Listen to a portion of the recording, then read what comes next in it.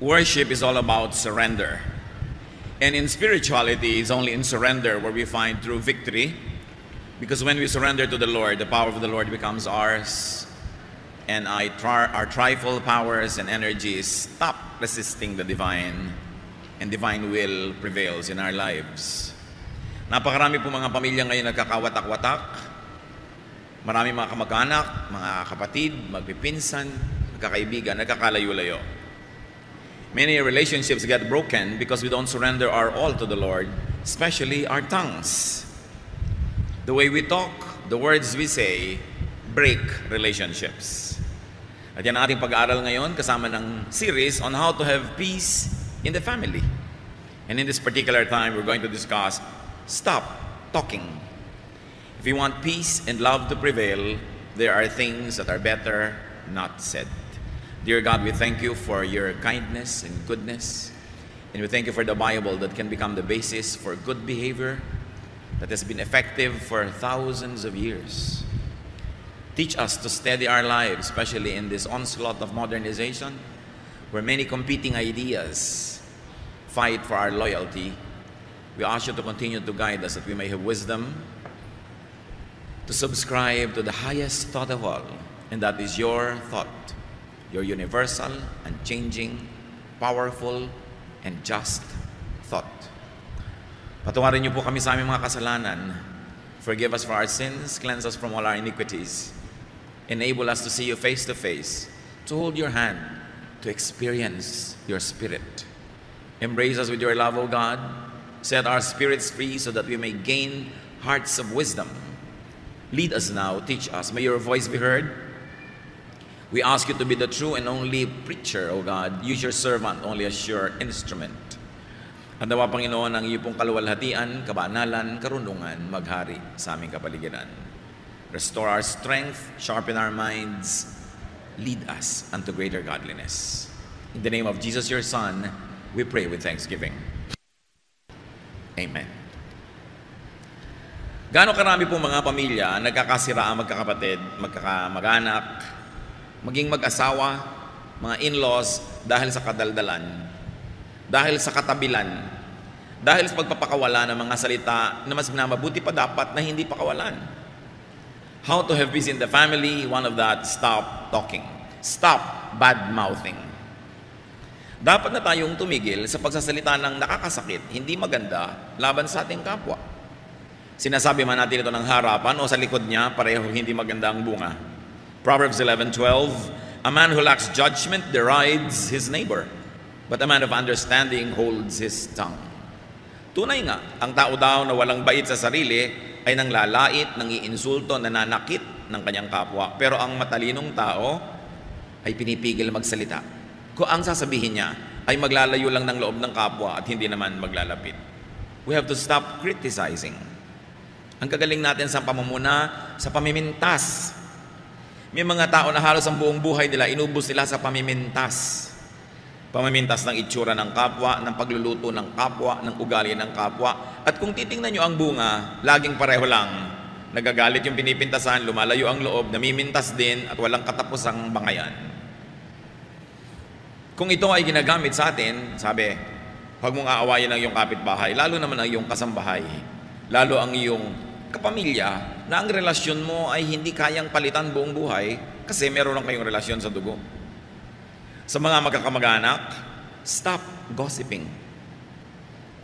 Lalong-lalo yung mga hipag, mga bayaw, mga magbibilas, na mga sabit sa pamilya, pero sila itong number one na magchismis. Word gets around and comes back, and you will be found out. Wala tayong sinasabi na hindi kumakalat tapos babalikan tayo nun. Kung sa palagay nyo ang inyong kausap ay pwedeng pagtiwalaan, think again. Lahat ng binibitawan nating salita nakakarating dun sa taong pinag-uusapan. Ang nagiging bunga, nagtatampo, nagagalit, gaganti, magsasalita din laban sa'yo, makakarating ngayon sa'yo, magsasalita ka uli ng pabalik-balik at hindi ba na kayo napapagod sa walang katapusang pagtutunggali. Relationships will sour. People will become distant. Those that are supposed to be kind become unkind. Those are supposed to help don't help. And this is not the kind of life we want. Proverbs 20:19, a gossip betrays a confidence. Yan daw mga sitsit, mga chismosa. Pinagtataksilan niyan ang nagsasalita, ang nagtatapat o ang nagtitiwala. Kaya hindi marapat na patuloy na inulit-ulit ang mga kwento. Kung makarinig ka man ng isang bagay tungkol kay person A, sa'yo na lang. Huwag nang dalhin kay person B or C dahil makakarinig din yan kay A. Stop gossiping, especially about in-laws. Kumisan paboritong gawin niya ng mga magbibilas, pagchismisan ng mga hipag nila. Kung may magkakapatid, yung mga kanya-kanya mga asawa noon, pag nakikita-kita sa mga libing, sa lamay, kaasalan, reunion, kunwari, nagkukwentuhan ng tahimik, pero ang pinagchichismisan nila, yung pamilya na sinamahan naman nila. Kung kayo napakasal sa isang pamilya, mahalin nyo yung pamilya na yon. At hindi nyo kailangang ibunyag o pag-usapan yung mga kahinaan ng pamilya na yon na paboritong gawin talaga ng mga dalahirang hipag at mga magbibilas. You've got to love the family that you got involved in because you are a part of that family. And keep sensitive matter within the family. Kailangan meron tayong pagtatapat, meron tayong loyalty sa ating mga pamilya. At nang sa ganun, magkaroon man ng problema, the family is united. One of the most difficult things in life is that when there is division within the family itself. Ang mga pamilyang magkakasama, united, nalalampasan, natatawid ang kahit anong problema. Pero pag sila-sila na ang naging problema ng isa't isa, mas mahirap na yun solve. So you want to have peace? Stop hurting with words. Dapat na, lalo at meron na tayong record nito, na tumigil ng pananakit ng kalooban ng kapwa sa pamamagitan ng mga salita. Tama na, lalo kung kayo above 40 or 50, talagang dapat natuto na tayo sa buhay. Tama na ang mga parinig, dahil nakakainis yan. Tama na ang mga pasaring, ang mga parunggit, at mga pahaging, mga padaplis, o kaya diretsong mga patama. Tama na ang pambabara. Merong mga member ng family natin ang hilig mambara. Pag may mali ka, babarahin ka. Pag may sinabi ka, babarahin ka. Tama na ang panghihiya. We must stop hurting people's feelings with what we say. Yes, there's freedom of speech. Yes, you may say what you want to say, but do you really want to alienate people from you? Do you really want to insult or hurt people so that you can say your truth? If it's true at all.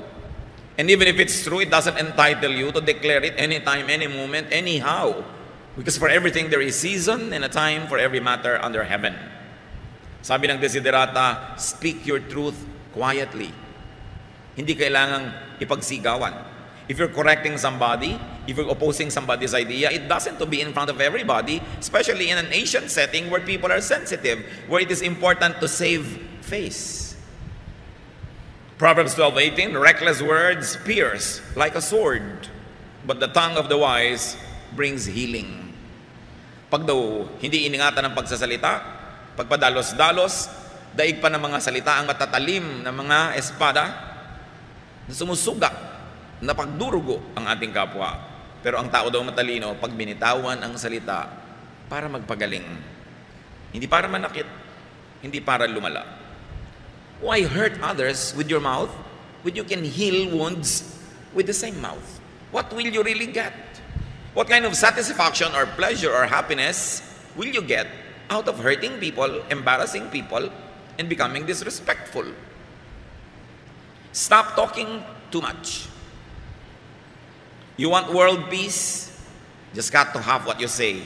Peace will be achieved. Proverbs 10:19, when words are many, sin is not absent, but he who holds his tongue is wise. Control the urge to talk negatively about others. Control the urge to talk negatively to others. In this kind of setting, unsaid words are treasures. Released bad words are garbage and pollutants. Ang mga pangit, masakit na salita na hindi natin binibitawan ay parang kayamanang itinatago mo. Pero ang mga pangit at masakit na salita na binitawan mo na ay parang basurang ikinalat mo na. At kahit anong sorry, kahit anong gawin mo later on, nakakalat na, hindi mo na mababawi. Isang senyales ng kamangmangan ng foolishness, yung pagsasalita ng hindi iniingatan. Yung ipinagyayabang mong ako, pag inisip ko, sinasabi ko. Yung pagka naisip ko, talagang ibubulalas ko. Bakit? Ganun ang iniisip ko sa kanya, sasabihin ko, I'm sure marami kang kaaway. I'm sure ko konti magmamahal sa'yo. Hindi ipinagmamalaki yun. Dapat pigilin yung ganong kate ng dila. And next, stop talking too much is to stop nagging. May mga taong nakakasakal kasama, nag ng nag, takatak ng takatak ang bibig, walang tigil. Do you know that nagging is trespassing? Because the sound of your voice enters the private ears of people around you. Paglampas yan sa iyong mga boundaries. And stop nagging, especially if you are being ignored, unheeded, exactly because you nag. Alam niyo po ba na maraming bungangera talagang hindi pinapakinggan kaya lalong nagbubunganga. Ang hindi nila naaalala, kaya nga sila hindi pinapakinggan dahil naiinis sa pagbubunganga nila na yung hindi pagsunod sa kanila at hindi pagbibigay sa kanila isang uri ng rebellion o paglaban. Kung pagbubunganga ang ginagawa natin, siguro meron tayong gustong ma-achieve. Meron tayong gustong magawa, makamit. Pero pagka hindi nagwo-work, if you're nagging does not bring the product that you want, then you've got to change your approach. Kung yung asawa nyo hindi nagbabago ka na dapat baguhin nyo ang inyong style. Kung hindi nagbabago ang inyong anak, ang inyong sino man sa kananag, change your style. Now, people who are being nagged, why don't you help this person to stop nagging by giving her or him what he wants? Many people nag because they don't get what they want. Maybe sometimes they are right. And it is also to your credit if you make them stop talking by listening to them if they are right. Pero dapat tumigil tayo ng sobrang pagmamalabis ng bunganga. Kung talagang meron tayong gustong sabihin sa ating kapwa, isang tahimik, payapa, matalinong usapan, walang emosyon, walang sigawan, walang paronggit, sabihin nyo ang inyong niloloob. At nang masabi din naman ng tao ang kanyang iniisip. At tapos ang tama na, huwag nyo nang ulit-ulitin na inag. Makakainisan lang kayo. Maraming mga tao tumanda na lang, hindi pa natututo. Lahat ng naiisip, sinasabi, pero tingnan nyo, may talab ba? Nakukuha ko ba talaga yung gusto ko? Kabubunga nga. At kung nakuha nyo man, baka napilitan lang yung nagbigay, pinagbigyan lang kayo, huwag nyong asahang laging mangyayari uli yun dahil nagbunga nga kayo. Iba yung ibinibigay ng kusa, at iba naman yung pinipiga mo dahil ang kulit mo. Masarap yung may okasyon, hindi ka naman humihingi ng regalo, niregaluhan ka kusa. Kesa sita ka ng sita, bakit ako di mo niregaluhan? Eh hindi ka na nga niregaluhan, dapat makahalata ka. Dahil kung gusto ka na magregaluhan, mahirap ba magkusa? So kung paulit-ulit ka, lalo lang maiinis yung tinatanong mo, bakit tungkulin ba niya, niregaluhan ka? Nasa batas ba yun na dapat niyang gawin? Minsan marami tayong demands. Bakit ako hindi mo dinadalaw? Bakit ako hindi mo nginingitian? Bakit pagka akong kasama mo, tahimik ka lang? Ang tanongin natin sa sarili natin, ba't masaya siya pagkasama niyo yung iba, tapos pagkasama kayo, wala siyang gana? Ba't siya mabait sa iba, sa inyo hindi? Kasi kung mabait na siya sa iba, ibig sabihin, marunong naman siya maging mabait. So kung hindi siya mabait sa inyo, sinasadya niya. Kasi marunong naman pala siya maging mabait sa iba. So deserve before you desire. Baka manahimik kayo, mas maging effective pa. Kasi alam nyo, mayroong konting tao na tinatabla ng bunganga, konti lang yon. Mas marami, naiinis sila doon at lalo ka lang sasadistahin. Lalo ka lang bibiguin, hindi ka bibigyan ng tagumpay. Many people are offended by too much talk, so that they will frustrate you. They will never give you what you want because they rebel against your mouth. So be wise. Don't just talk, but achieve results. And most of the time, gentleness, quietness, kindness will go far, very far, much farther than a speech. Isa pa pong dapat nating matutunan, lalo tayong mga Pilipino, stop asking too much. Stop asking too many questions. Yes, parents and family members are stakeholders in people's lives, and up to a point, they are entitled to ask questions. But some pieces of information are better off volunteered rather than coerced from people. May mga bagay-bagay, mga ideya at impormasyon na mas masarap, mas matamis kung kusang ipinaalam. Kesa piniga nyo ng piniga yung tao para lang malaman nyo yung gusto nyong malaman. Maraming kanya mga nanay. Anong binili mo? Kung ano-ano po. Ano nga? Ganito po. Magkano? Ba't ka bumili noon? Etc. etc. You know, up to a point that might be done, especially kung ang kausap nyo bata, formative years. Pero pag may edad na, matuto tayong maggalang kahit sa sarili natin mga anak. We should give them privacy. Hindi tayo tanong ng tanong, saan ka galing? Yung mga iba, kung tinatanong lang tayo para mailayo tayo sa panganib, mabuti, okay lang. Pero iba talaga, maurirat lang. Malaman lang nila. At itong nakakainis sa mga kamag-anak, may dalawang nag-uusap sa isang sulok, lalapit yung pangatlo, ano pinag-uusapan nyo? Hindi mo pa nakakalataan na lumalayo na nga sa'yo, tapos magtatanong ka pa. Pagka meron kang niyaya doon sa malayo, kinausap mo, paglayo mo, tatanungin niya, anong sabi sa'yo? Mga kapatid, tandaan nyo to, pag hindi sinabi sa inyo ng kusa, huwag nyong itanong. Galang lang yon. Sakit yan ng mga mangmang, yung nagtatanong nang hindi naman ibinibigay sa kanila yung sagot. At kung nakakahalata kayong ayaw kayong sagutin, tumigil kayo ng katatanong. Wala kayong karapatan na pasukin ng kaloob-looban ng utak ng inyong kapwa. Kahit pa nga inyong asawa, kahit pa inyong anak, kahit pa inyong magulang, lalong-lalo kung di nyo naman talaga kano-ano. Dahil kung gustong sabihin sa inyo ng tao ang isang bagay, hindi mahirap na kusain niya na sabihin. So maaaring hindi sinasabi dahil talagang sadya niya na ayaw ipaalam sa inyo. At mga kapatid, kung may araw ipaalam sa inyo, huwag nyo nang alamin. May dalawa kayong pinsan na namasyal, hindi kayo kasama. Bakit nyo pa aalamin? Para sumama loob nyo? Tapos para magtanong kayo, ba't hindi nyo ako isinama? Exactly, kaya ka namin hindi isinasama kasi nagtatanong ka ako, ba't hindi ka kasama? It doesn't work. Stop disrespecting people's privacy. Kahit ka nanay, kahit ka tatay, may hangganan. May paggalang ka dapat sa iyong kapwa. Huwag mag-urirat. At huwag laging sumabat sa usapan ng may usapan. Pagka mayroong taong nagte-text, huwag niyong silipin kung anong itinetext. At sa bahay niyo, kung may telepono, may tatawag, kinakausap yung isang tao, sikapin niyong lumayo para hindi niyo marinig. Hindi yung lalo pa kayong lumalapit, kunwari doon kayo naglalagay ng mga bulaklak, nagtatanggal ng mga alikabok, para talaga marinig nyo. Ugali talaga yan ng mga mangmang. Kung meron tayong paggalang sa sarili at sa ating kapwa, pag may nag-uusap at naririnig mo at hindi ka kasama sa usapan, gumagawa ka ng paraang lumayo para di mo marinig. Respeto ang tawag doon. Importante. Pag may nakita ka nakikipag-usap, lumayo na, paglapit sa'yo mo, bakit? Sino yung kausap mo? Hintayin namang ikwento sa'yo kasi pag hindi ikinwento, hindi yung para sa'yo. Proverbs 20:19, avoid a man who talks too much. And if you're going to avoid somebody who talks too much, all the more that you avoid somebody who asks too much. Maraming mga tanong na hindi dapat itinatanong. May ipinapagawang bahay yung isang tao, mapapadaan kayo, tatanong agad, magkano na nagagastos mo? Anong pakialam mo? Magtanong ka lang kung magdo-donate ka.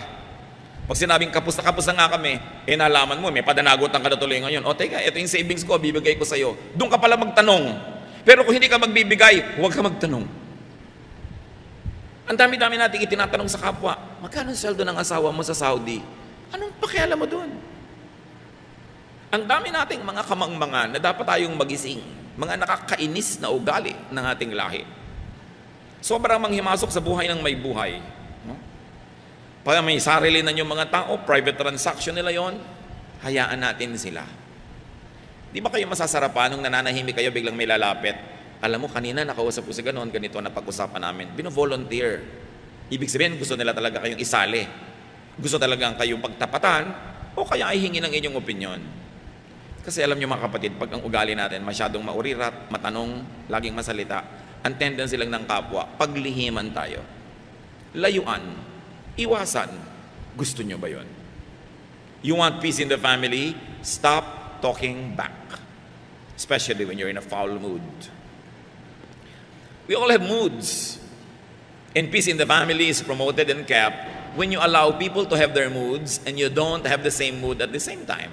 When somebody is angry, try not to be angry or angrier. Let the person be angry for now. Bukas ka na. Pila-pila, kanya-kanyang panahon. Hindi mabuti yung nagsasagutan. When people in the family, when people in a certain circle of friends are in a bad mood, it's better to be quiet.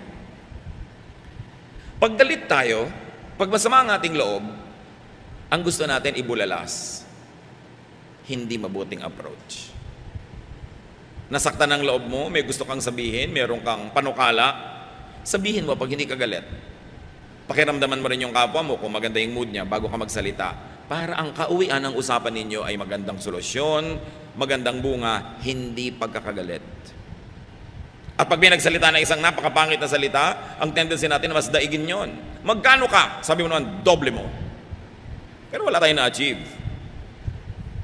Ang maganda doon ay magkano ka? Oh, napakamura.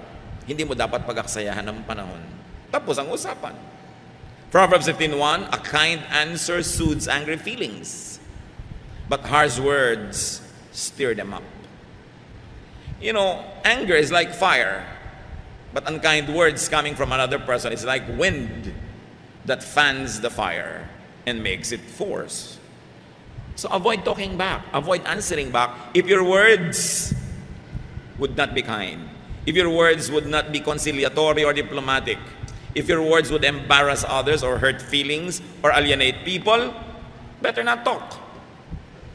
That is to your credit, that you could control your tongue for the sake of world peace. And in that case, just for the sake of family peace. So stop out-talking each other. May ipinanta sa'yo ang iyong kapwa. So thank you for telling me. I'll try to study it. Perhaps I will improve. But if somebody criticizes you and you answer with an even harsher criticism, you know where it will lead to.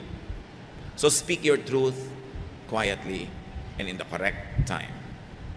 Sa pamilya, mga kapatid, isa pa para tayo matahimik, stop talking down.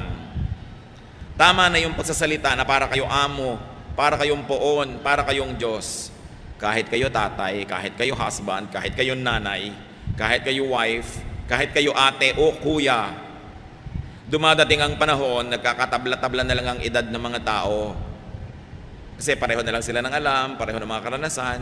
So yung mga dating pinopo ng mga ate, kuya, tatay, nanay, dumarating yung point na parang nagiging matalik mong kaibigan kesa sa parang mga sobra mga superior. Hindi dapat nawawala ang galang sa magulang, sa mga nakakatandang kapatid, lalo't naging mabuting mga ate at kuya sila. Pero yung mga nakakatanda na mismo at matataas ang ranggo ang nagkukusang bumaba sa kanilang mga dambana at mga altar para maging mas maganda ang samahan. Well, it is true that the gap between parents and children, between elder brothers and younger brothers will narrow down in time. It is important to continue to be respectful to your elders, be they your brother or be your sister or be your parents. How can you be wrong when you're polite? How can you be wrong when you're diplomatic? Philippians 2:3, don't be proud, but be humble and consider others more important than yourselves. Merong mga tao na sakal na dahil sa sobrang superiority ng ilang members ng family nila. Mga tiya na nung bata ka, kinokontrol ka, dinidiktahan ka. Ngayon 30 ka na, 40, dinidiktahan ka pa rin ng tiya mo. At kung nag-60 ka na, siya nabuhay pa ng 80, didiktahan ka pa rin. Dapat natitigil yan. Dumarating ang panahon, nagkakatabla-tabla.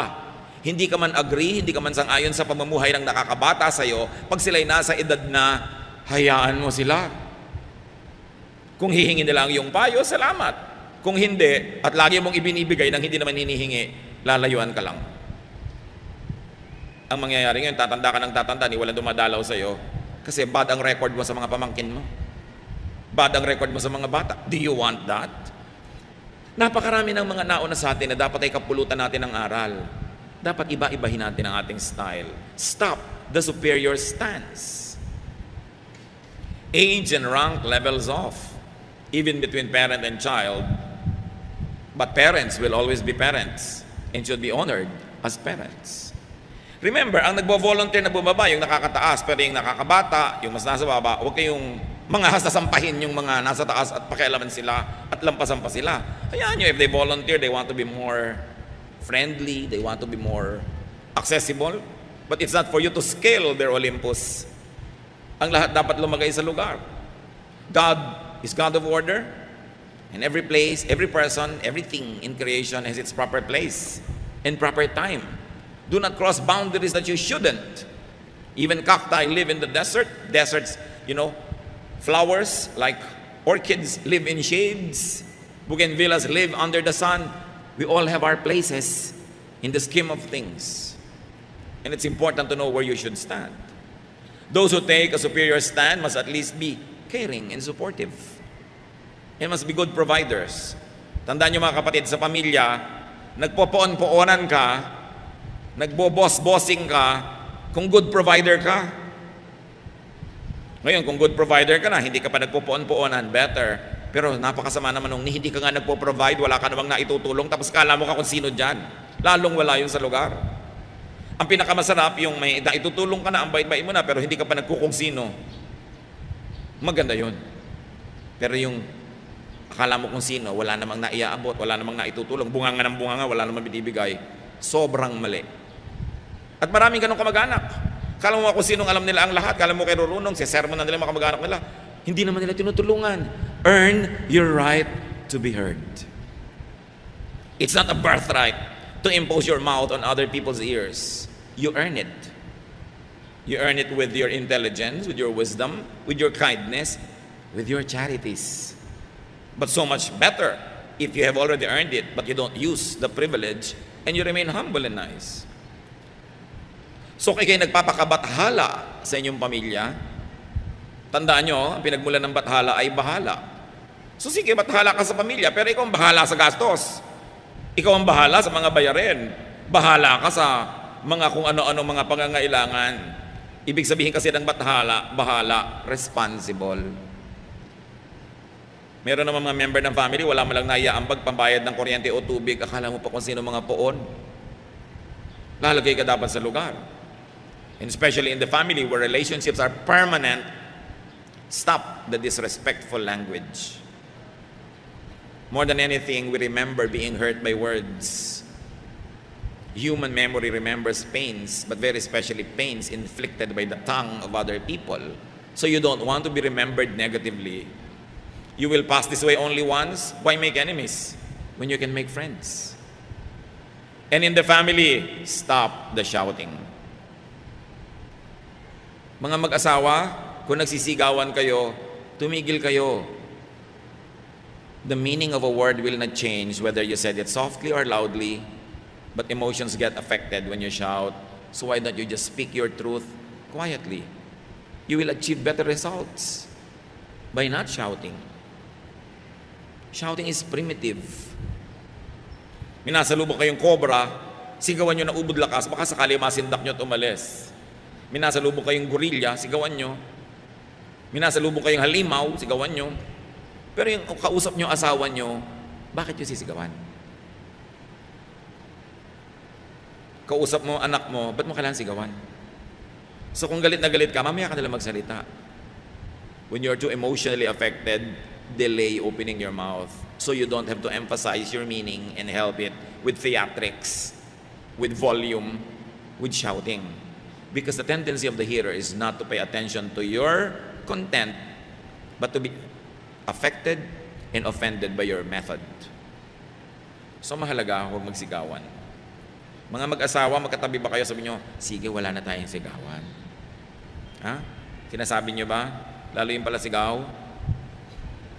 Biruin mo mag-asawa, nagmamahalan kayo, may nagsisigawan kayo. Bakit? Di ba pag nagka-cancer ka, yung asawa mo na mag-aalaga sa'yo? Pagka yung atay mo, nasisira, yung asawa mo magdo-donate o anak mo. Di ba pag naghihingalo ka, ang nakapaligid sa'yo, pamilya? Bakit mo sila sisigawan? Mali. Sinasabi nga ni Lord, love your enemy. Di lalo namang love your family. Enemy nga, pinapamahal eh. Family pa. Pag galit na talaga kayo, pumasok kayo sa kwarto, manalamin kayo, tsaka sigawan nyo yung sarili nyo.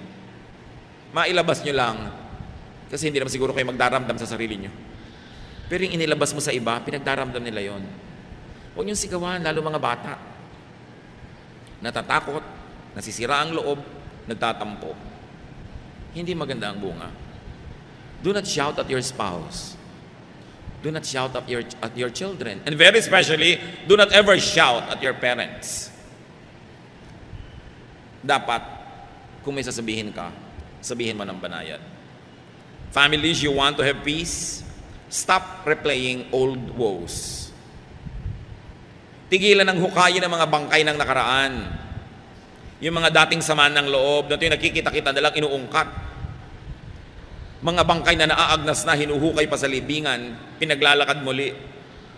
Philippians 3:13, but one thing I do, forgetting what is behind and straining toward what is ahead. Sabi ni Paul, alam niyo kung meron akong ginagawa, nililimot ko na yung nakaraan. Tapos na eh.